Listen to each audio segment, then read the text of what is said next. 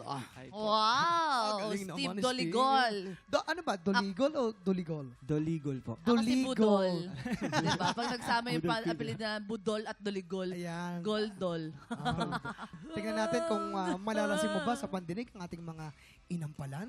Maayong udto, mga tiktropa! Mga taga-tubigon da, laging nanonood sila. Okay. Steve, alam mo yung boses mo, pangharana siya eh. Feeling ko yan yung ginamit mo talaga para mapa-oo mo yung mga, yung naging girlfriend mo, asawa mo. Steve, etong kantang to, binigyan mo siya ng ibang feels.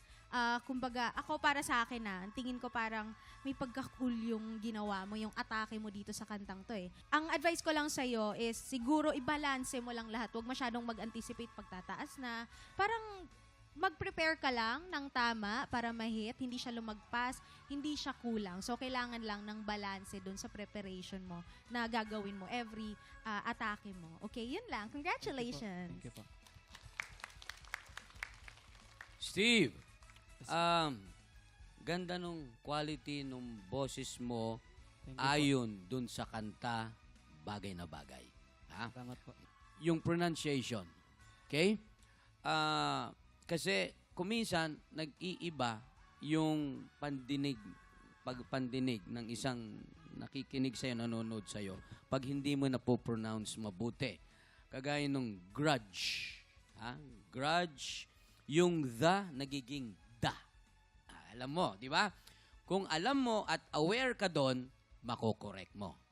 Nung bandang dulo, nauubusan ka na ng hininga. Ibig sabihin, napagod ka na. So, i-anticipate mo na pagdating, kasi dun sa dulo, nawala na yung tamang sapul dito sa simula. Doon si mga simula mo, okay. Pero sa dulo, kinakapos na. Bakit? Naubusan ka na ng tamang paghinga. Practicein mo yon. Thank you po. Yun. Thank you po, mga inampalan.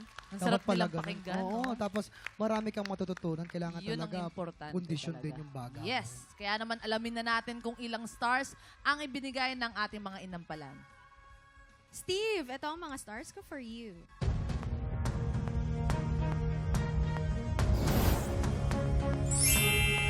Three stars! Steve, ang stars na binigay ko ay...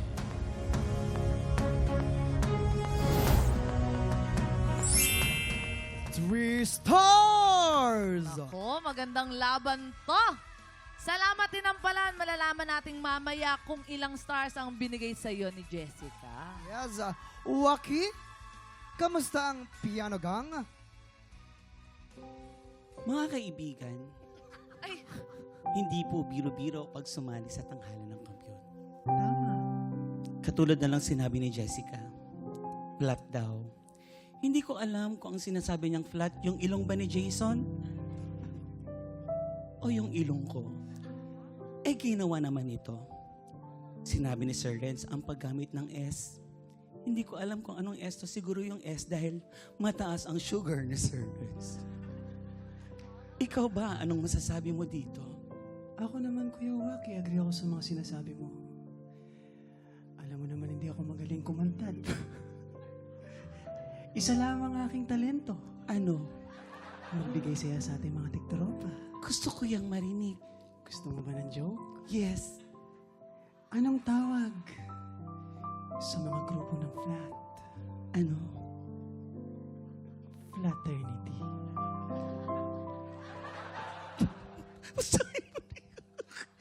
Mga tiktropa. Mga tiktropa. Kung ikaw ay 16 to 55 years old at talaga naman palaban sa kantahan, sugod na sa ating weekly auditions every Wednesday and Thursday, 1 p.m. dito lamang sa GMA Studio 6 para sa 100,000 pesos! Go na mga tiktropa, ano pag hinihintay mo? Mag-audition ka na. Halika na, kayo na lang po inaantay. Halika na!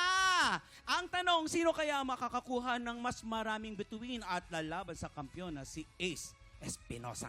Tama, malalaman natin yan sa pagbabalik na Tanghala ng Kampiyon dito sa TikTok Live!